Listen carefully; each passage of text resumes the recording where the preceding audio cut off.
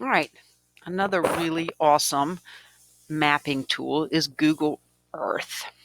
We can go to Google Earth, and when we click Launch Earth, it takes a few minutes to load because it is loading an amazing amount of imagery.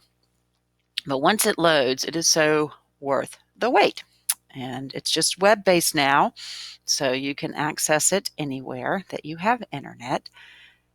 And you can create your own maps. You can go on field trips and tours, and it is an abundant amount of information. So you can think about all the different ways you could use it in your classroom of touring countries where your students are from, touring countries about books that the students are reading and take place in other countries or other cities and states, and get a feel for what those countries look like. So you can use it across the curriculum in so many ways. So you're going to want to look over here at this toolbar to see all the different things you can do with Google Earth. This allows you just to search for a location. So if I just wanted to search, notice it gives you some options here when you're searching. This is a part of Voyager, what we're going to look at in a bit. But if you just wanted to search for your own location, so let's just go to Norway today. I can search for Norway, and it's going to zoom me in. It's prompting me to add it to a project, which we're going to talk about that again in a little bit. But I can just zoom around. I can zoom in as much as I want. In the other tutorial, you saw the Street View guy, so you can always drop him in and see where there's some Street View and get down and actually see different locations with Street View and tool around and look at, oh, that's just beautiful. Look at the different parts of wherever you've searched. So that is very basic and simple there. You can also see where you are down here on the globe. So that's kind of a good perspective for students. All right, this right here is called Voyager. And Voyager is a wonderful way to look at different tours. All right, so this is the International Space Station, and we'll click on one of these in a little bit better. They even have quizzes, animal calls, colorful communities, waterways from space. So let's just, for example, click on the tour of the International Space Station. So you can see what it does. It kind of brings you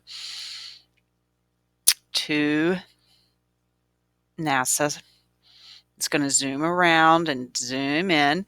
And then you can see over here, we've got some different places that you can click on. So if I wanted to see maybe the Dragon docking vehicle, I could zoom into that. And now, wow, look at this. It brings me straight down into looking at this. I have information I can go through and read about it.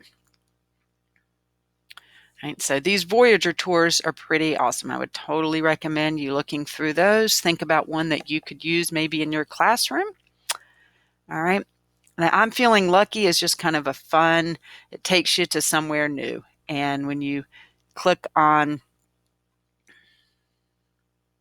this little, looks like a paper airplane, it takes you in. This is now, for some reason, they picked on Parliament of Singapore.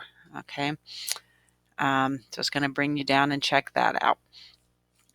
Again, it's asking if you want to add it to the project. All right, so speaking of the projects, that's what this does. So projects allow you to create your own map, and it actually has a tutorial. So your students could just watch that tutorial to see how to create their new project. If you'd already created one, you would just click open, and you would open your project from Google Drive where it saves it. And when you're ready to create, you could create your project in Google Drive. If you were creating your KML file, it would go into Google Earth, but we're going to have the students most likely go ahead and just create project in Google Drive. They would name it, and then they would start adding place marks.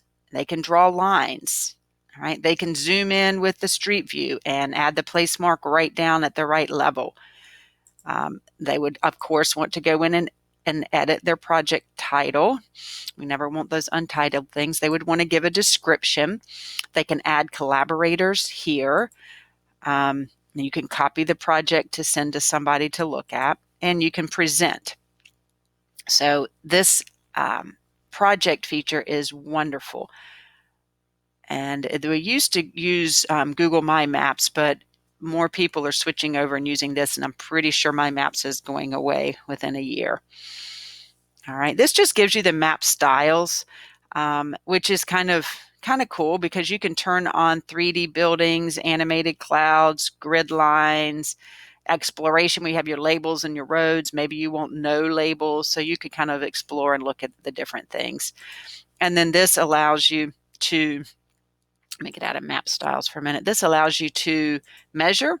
So if I wanted to see how far it was from here to here, I can see, and it did it in meters, but I could say I wanted to see things in miles or feet or inches. So if I wanted to see it in miles and I wanted to see how far I would have to walk if I were to do this little loop-de-loop here, so it tells me I would be walking less than a mile. So this is a cool tool if you want to measure like the perimeter of the United States versus maybe the perimeter of Africa or something. So it is unbelievable the number of tools that just this one Google map can offer you.